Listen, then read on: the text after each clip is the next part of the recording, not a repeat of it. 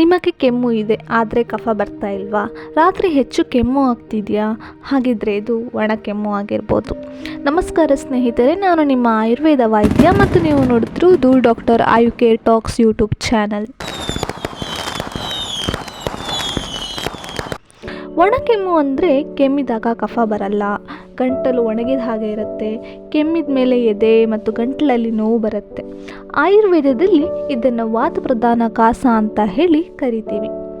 ಹಾಗಾದರೆ ಒಣ ಕೆಮ್ಮಿನ ಕಾರಣಗಳು ಏನು ಅಂತ ನೋಡೋದಾದರೆ ಚಳಿ ಗಾಳಿ, ಧೂಳು, ಹೊಗೆ, ಅಲರ್ಜಿ, ಜ್ವರದ ನಂತರ ಬರುವಂಥದ್ದು, ತುಂಬ ಒಣ ಆಹಾರ ಸೇವನೆಯಿಂದ ಅಥವಾ ರಾತ್ರಿ ತಡವಾಗಿ ಮಲಗೋದು, ಇವೆಲ್ಲವೂ ಕಾರಣಗಳಾಗಿರುತ್ತೆ. ಇನ್ನು ಲಕ್ಷಣಗಳು ಯಾವುದು ಅಂತ ನೋಡೋದಾದರೆ ರಾತ್ರಿ ಹೆಚ್ಚು ಕೆಮ್ಮು, ನಿದ್ದೆಗೆ ಡಿಸ್ಟರ್ಬ್ ಆಗೋದು, ಕೆಮ್ಮಿದಾಗ ನೋವು ಬರುವಂಥದ್ದು ಅಥವಾ ಗಂಟಲು ಒಣಗುವುದು, ಇವೆಲ್ಲವೂ ಒಣ ಕೆಮ್ಮಿನ ಲಕ್ಷಣಗಳು. ಇನ್ನು ಈ ವಿಡಿಯೋದ ಮೇನ್ ಪಾರ್ಟ್ ಅದೇ ಚಿಕಿತ್ಸೆ. ಹಾಗಾದರೆ ಮೊದಲನೇ ಮನೆಮದ್ದು ಏನು ಅಂತ ನೋಡೋದಾದರೆ ಜೀರಿಗೆಯನ್ನು ಹುರಿದು ಪುಡಿ ಮಾಡಿಬಿಟ್ಟು 1 ಚಮಚ ಪುಡಿಯನ್ನು ಅರ್ಧ ಚಮಚ ತುಪ್ಪದಲ್ಲಿ ಸೇರಿಸಿ ಕಲಿಸಿ ನೆಕ್ಕಬೇಕು.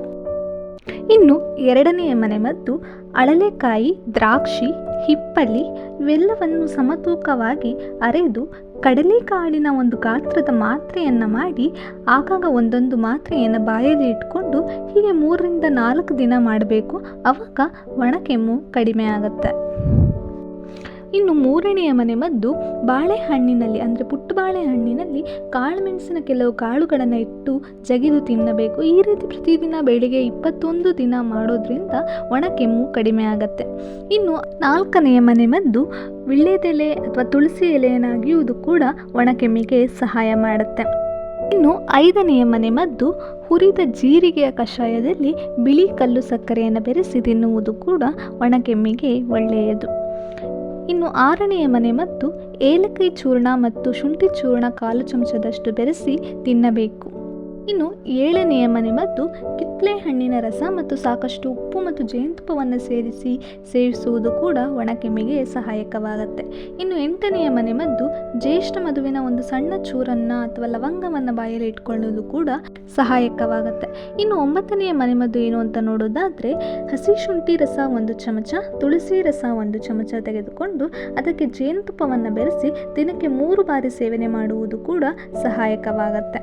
ಇನ್ನು 10ನೆಯ ಮನೆಮದ್ದು ಲವಂಗ, ಶುಂಠಿ ಮತ್ತು ದಾಲ್ಚಿನ್ನಿ ಪುಡಿಯನ್ನು ಸಮ ಪ್ರಮಾಣದಲ್ಲಿ ಸೇರಿಸಿಬಿಟ್ಟು ಕಷಾಯ ತಯಾರಿಸಿ ಕುಡಿಯುವುದು ಕೂಡ ಒಣ ಕೆಮ್ಮಿಗೆ ಸಹಾಯಕವಾಗುತ್ತೆ. ಬಟ್ ಒಂದು ವಿಶೇಷ ಸೂಚನೆ ಏನಂದರೆ ಒಂದು ವೇಳೆ ಕೆಮ್ಮು 2 ವಾರಕ್ಕಿಂತ ಹೆಚ್ಚು ಇದ್ದಾಗ ಮತ್ತು ಉಸಿರಾಟದ ತೊಂದರೆ, ತೀವ್ರವಾಗಿ ಜ್ವರ ಇದ್ದಾಗ ಅಥವಾ ಎದೆ ನೋವು, ರಕ್ತ ಮಿಶ್ರಿತ ಕಫ ಬರೋದು, ತೂಕ ಕಡಿಮೆ ಆಗೋದು ಅಥವಾ ಲೂಸ್ ಮೋಷನ್ ಆಗೋದು, ಇಂತಹ ಸಮಸ್ಯೆಗಳು ಕಾಣಿಸ್ಕೊಂಡಾಗ ಬೇಗನೆ ತಜ್ಞ ವೈದ್ಯರನ್ನು ಸಂಪರ್ಕಿಸುವುದು ಒಳ್ಳೆಯದು.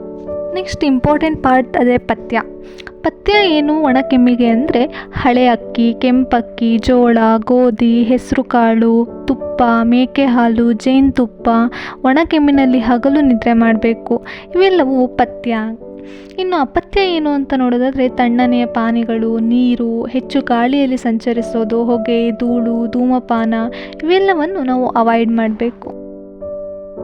ಈ ವಿಡಿಯೋ ನಿಮಗೆ ಉಪಯುಕ್ತವಾಗಿದ್ದರೆ ಲೈಕ್ ಮಾಡಿ, ಶೇರ್ ಮಾಡಿ, ಸಬ್ಸ್ಕ್ರೈಬ್ ಮಾಡೋದನ್ನು ಮರಿಬೇಡಿ. ಮುಂದಿನ ವಿಡಿಯೋ ಯಾವ ವಿಷಯದ ಬಗ್ಗೆ ಮಾಡಬೇಕು ಅಂತ ಕಮೆಂಟ್ ಮಾಡಿ ತಿಳಿಸಿ. Thank you.